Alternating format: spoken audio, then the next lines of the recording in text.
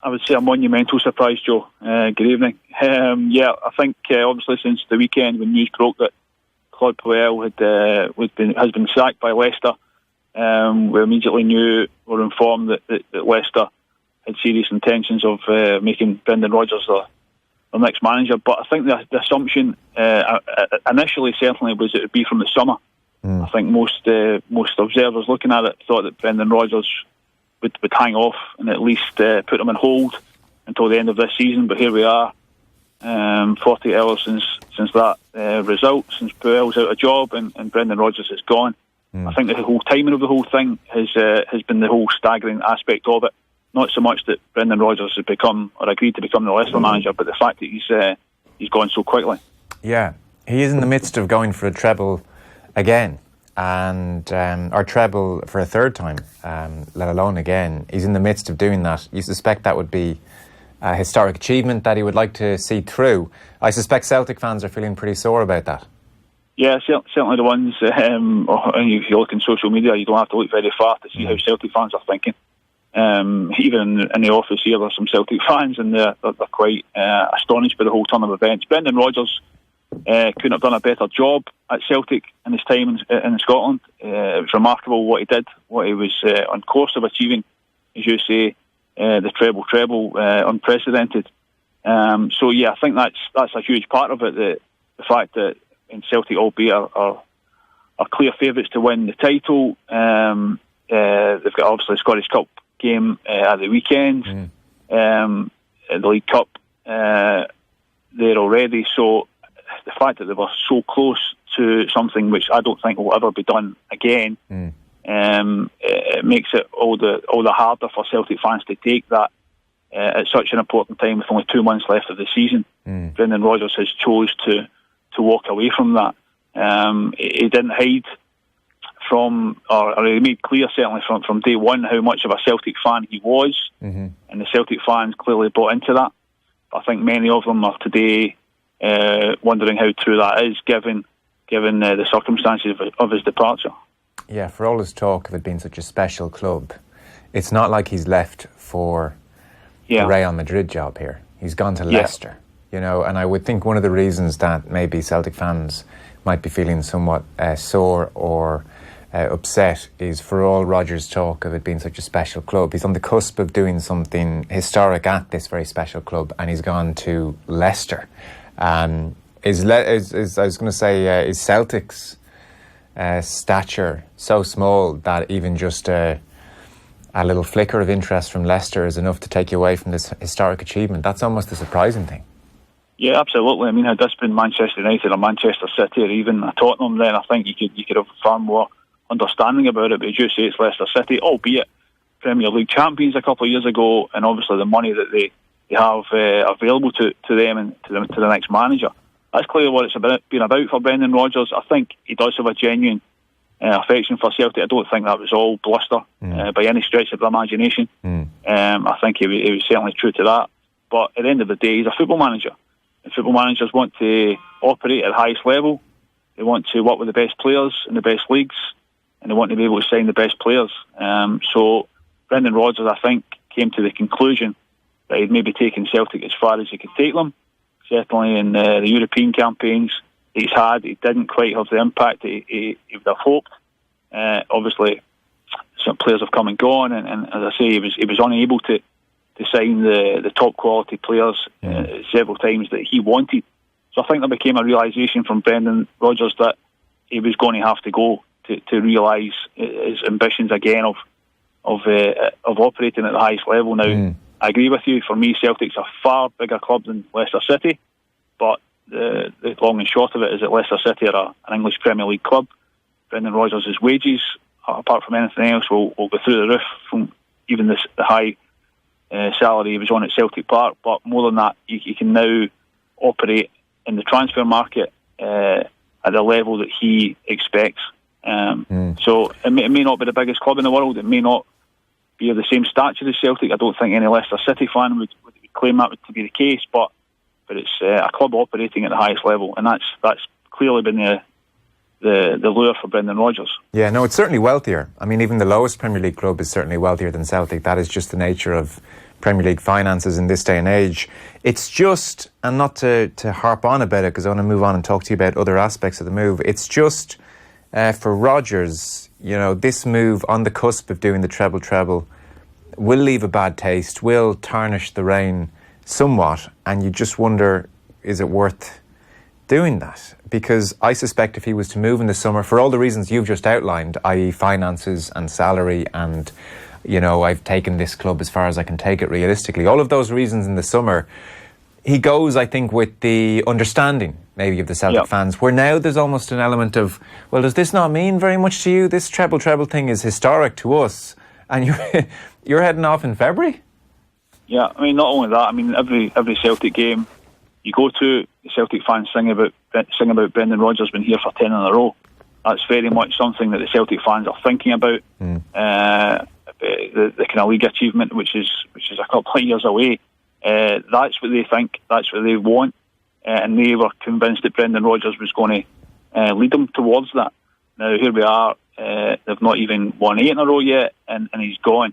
So I think there's absolutely no doubt that the Celtic fans are stunned by this, and as you say, it's the timing of it. Had he gone in the summer, had he won 8 in a row, which I think Celtic have every chance to still will do, I think most Celtic fans would pretty much accept that.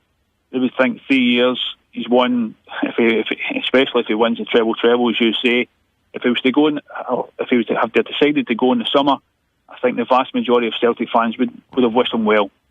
I think now this does certainly leave a sour taste in the mouth. The fact that it's the timing of it. Celtic have got big games coming up, albeit they're ahead in the title race. They're looking good for the title again, but this could easily disrail Celtic. They've got a key game tomorrow night against Hearts at Tynecastle, which is historically a very difficult game for them. And then obviously it's the Scottish Cup clash against Hibs at Easter Road at the weekend. So it's 2 monumental games in the context of the season. And here we are, Brendan Rodgers deciding on either of these games that it's time to go. Yeah. As you say, the treble is something which Celtic fans are passionate about. As I say, the 10 in a row aspect of it is also something. As I say, they sing about it every game. Brendan Rodgers is here for 10 in a row. Well, clearly he's not. Yeah, and look, I mean, maybe 10 in a row was always going to be ambitious, but I think most reasonable Celtic fans would have understood if he had left in the summer. So that's why the timing did strike me as very odd. He does tarnish the treble. He does, I think, risk the ire of them. You wonder what reception he might get when he goes back to Celtic Park down the line, whereas if he'd gone in the summer, it would be nothing but goodwill and applause in the main. Do we know, Robert, has Rodgers been approached firmly by Premier League clubs over the last 2-3 years? Is this like, the first bit of Premier League interest that has come his way and he's jumped at it, or has he turned down offers, do we know? Well, there's certainly been a lot of speculation and a lot of interest. I don't know in terms of firm offers what's come his way. I do believe there was an offer from China late last summer, which I'm led to believe he was actually seriously interested in, but the Celtic board put the blockers on that, and it didn't happen. Yeah. Obviously, you can imagine that the money that would be available for someone, a manager of Brendan Rodgers' stature, to work in that part of the world. But yeah, there's always been interest, and he's always said the right things. You don't have to look very far back through the last couple of years in quotes from Brendan Rodgers to see that it makes it very loud and very clear that Celtic was his dream job. He said all the right things, and each time he says it, the Celtic fans were more and more convinced that he was going to be staying here for the long haul. I think looking back and in retrospect, he maybe wishes he was a little bit more honest about that. But then who's to say? Maybe he was honest at the time. Maybe things have changed, and maybe, as I say, the relationships he has at Celtic Park have altered to the extent that he's decided that he was going to have to go, or he was wanting to go the next opportunity. In my opinion, Leicester City have given him almost an ultimatum. It's either take the job now or don't take it at all. They weren't willing to wait, I don't think, until the summer. And I think they've maybe emphasised to Brendan Rodgers that this is an opportunity that isn't going to be there in the summer. So I think they forced his hand, and Brendan Rodgers has clearly decided that he was willing to take that opportunity when it was there. Now, he must know he's a clever man, very intelligent man. He will know how the Celtic fans now think of him. And there's absolutely no doubt about it. His reputation at the club has absolutely been tarnished. And the Celtic fans don't now think of him as they did 24 hours ago. Yeah. That's just factual, and there's no getting away from it. No, I think you're right. I think if you look at the job he's done in the last 2.5 years, it's been absolutely phenomenal. So Neil Lennon then is the replacement, everybody's saying? Yeah, it's certainly looking that way. I know Peter Lawwell, the chief executive, was interviewed this afternoon, one of the TV channels, and he pointed to maybe one or two others being potential candidates for the post, but I'm led to believe that Neil Lennon will be paraded, if not tonight, by tomorrow morning, and I fully expect him to be in the dugout at Tynecastle tomorrow night. It's staggering to think about it. Just a month or so ago, he was the Hibs manager, in 8th position in the league. Obviously been sacked from that position after a clear fallout with the hierarchy there. And here we are, a couple of weeks of unemployment for Neil Lennon, and he's back in the job at Celtic. For me, it's a good appointment for Celtic. Someone who obviously knows the club well, knows the environment well. Clearly, it was an environment which Neil Lennon could only take so much of in his last time at Celtic, and he decided to step aside from it. But Celtic need a safe pair of hands for the run into this season. They need someone who knows the club, who knows what's expected. And I think it's a shrewd appointment from Celtic if they can get over the line, which I fully expect them to do.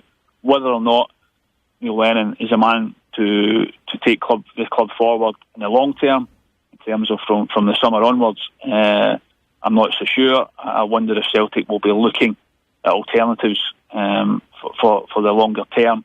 But certainly between now and the summer, I think it's a shrewd appointment from Celtic. And what's his stock like with Celtic fans? Will he be well received?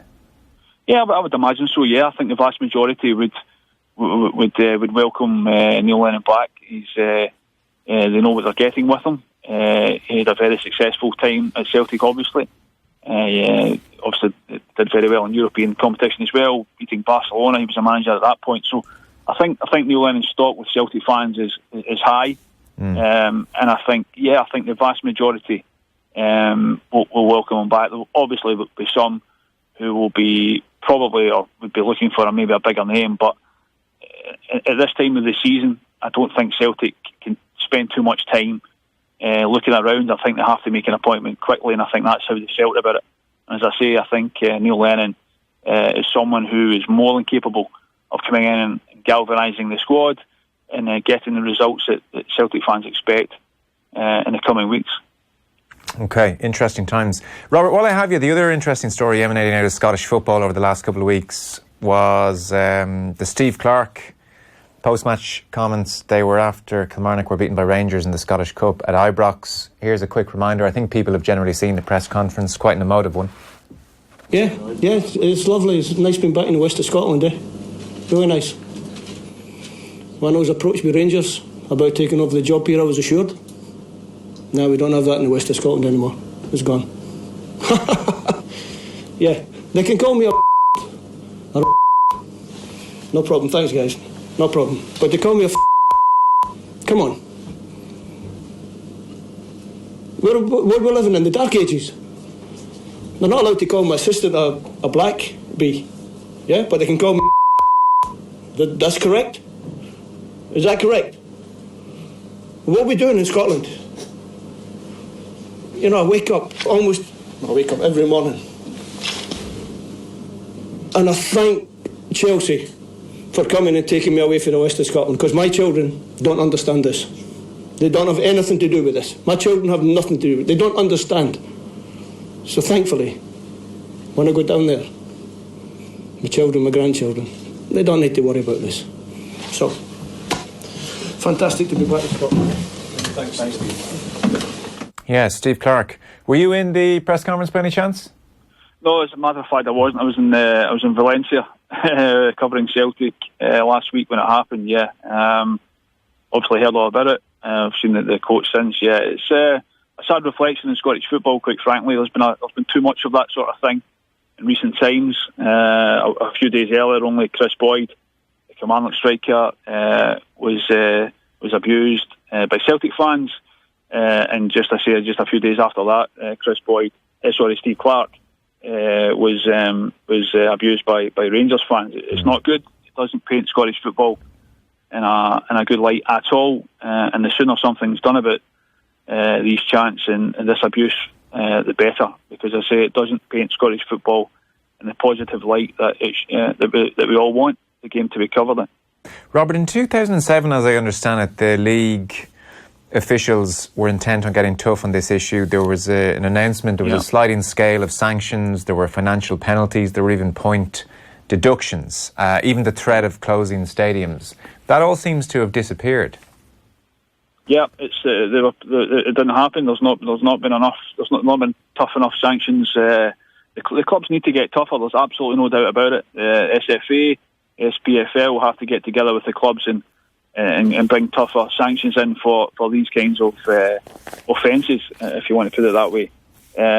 Strict liability is something clubs aren't willing to go for. The idea that clubs should take responsibility for their own fans' behaviour is something that that clubs aren't willing to accept. I think that would be something I think they have to look at now, because I say, as the things stand, there is no real consequence for fans behaving this way. And while that's the case, I don't think things are going to improve, which doesn't do anyone any good in this country. They say strict liability, whether it's points deductions, closing stands, or some kind of financial fine. I think that's the only way that fans are going to get it into their heads that this shouldn't be tolerated. But it's clearly a wider problem. But sooner those at the top of our game knock some heads together and come up with some kind of plan to attack the situation and the problem, then the better. So Clark said, to call me a Fenian bastard, where we live in the dark ages. You made the point there, it's a wider problem. I'm interested in that. I don't obviously spend much time in Scotland. Is sectarianism alive and well in the Scottish streets and in Scottish life, or is it that football grounds are one of the last safe havens where people who don't usually call other people Fenian bastards do call people Fenian bastards and feel they can get away with it? Yeah, you wouldn't hear it down the street. I'd be very surprised if you were to walk down the street and hear that sort of language. But as you know, you go into a football stadium and people behave in a way that they find that they certainly wouldn't behave walking down the street.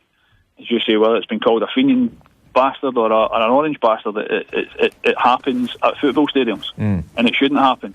But that's unfortunately the world that we live in here. That supporters go to football stadiums and behave in a way that they think is acceptable in football stadiums, when they wouldn't necessarily behave that way in their homes or walking down the street. So I wouldn't say. I say it's clearly there is an issue there which has to be addressed, but I think the football environment certainly brings out the worst in people. There's absolutely no doubt about that. What about Stephen Gerrard's reaction? I thought it was the least he could have done. I wasn't overly impressed, I have to say, with Stephen Gerrard's reaction. He gave his initial comment, said we don't want that kind of thing. I mean, he absolutely did say we don't want that kind of thing. I wouldn't have said he went above and beyond. I wouldn't say he led the fight in any great way. I saw he cancelled a Channel 4 interview because the interviewers wanted to talk about sectarianism in Scottish football, so he cancelled the interview completely. It seems he does not want to get even within 100 miles of criticising his own fans. I get that, but it's not exactly heroic either. It's a thorny topic, clearly. It's a thorny topic for him, and he maybe doesn't want to go down that road. Maybe as a Rangers manager he has some kind of responsibility. But in fairness to Rangers, in fairness to Dave King, I think Dave King, the chairman, came out very quickly after the Steve Clarke episode. I think he issued a statement which I thought was very good. He made a sincere apology to Steve Clarke. He said it was unwarranted abuse. So I think he led from the front in that score. Whether it's down to Steve Gerrard or not, I'm not so sure. But certainly from the top at Rangers, I think Dave King at least said the right things. But as I say, it's about action. Whether it's Celtic or Rangers, and there's a problem on both sides. They both, as clubs, have to take responsibility for this. One of the problems we have here is that if you criticise one club, you get accused of why you're not criticising another club. So there has to be an acceptance on every level that there is an issue that has to be dealt with. And the sooner that happens, the better and the more chance we have of driving out of the game, because Scottish football's got so much going for it. We've got Steven Gerrard here, who's a fantastic name. Brendan Rodgers obviously just left, but again, a big personality and a big character for Scottish football, and it raised the levels here. So there's so much positivity in one sense. The national team as well looks as though it's heading back in the right direction with potentially qualifying for a major tournament. So we don't need this. In this day and age, 2019, Scottish football should be ahead of this. It should be a thing of the past. But it takes the clubs involved, and it takes the league, sponsors, everyone involved to grab this thorny issue and deal with it. And until that happens, or the sooner that happens, the better. Yeah, I think you're right. And don't get me wrong, there are idiots, absolute idiots on both sides. I fully appreciate that point. As a matter of interest, has it improved in any way? Like, we had Graham Souness on the show, funny enough, last week, and he was just talking about the pressure cooker that it was in Glasgow in the 90s, early 90s, when he was there. Is it better than it was in the 90s now, or fairly similar? Well, funny enough, I was talking about this last week after the incidents, and there was people I was speaking to making the point that it's maybe as bad as it was maybe 20 years ago. Right. Certainly there was a lull in that kind of abuse and that kind of language, and here it is back again. So there's no doubt it died away. I mean, obviously Rangers weren't operating at the same level as Celtic for a number of years. So I don't think that's any coincidence. But yeah, I mean, there's no doubt it's reared its ugly head again in recent years. If you go to Rangers away games, Celtic away games, there is language heard, songs being chanted that shouldn't be chanted. Right. So whether it's any worse or any better than it was 20 years ago, that's almost irrelevant. It's not correct. It's not good enough in this day and age. Whether it was good enough or accepted 20 or 30 years ago, it's not accepted. It shouldn't be accepted now. And the sooner, as I say, I keep repeating myself, but we need the powers that be to deal with this. And maybe the fact that it has reared its ugly head again in recent weeks and recent months will be the catalyst for people to actually deal with it. Yeah. But time will tell. Time will tell. Maybe Steve Clarke has done everybody a service by speaking so honestly. Robert Grieve, Chief Football Writer for the Scottish Sun. Thanks a million. No problem. All the best.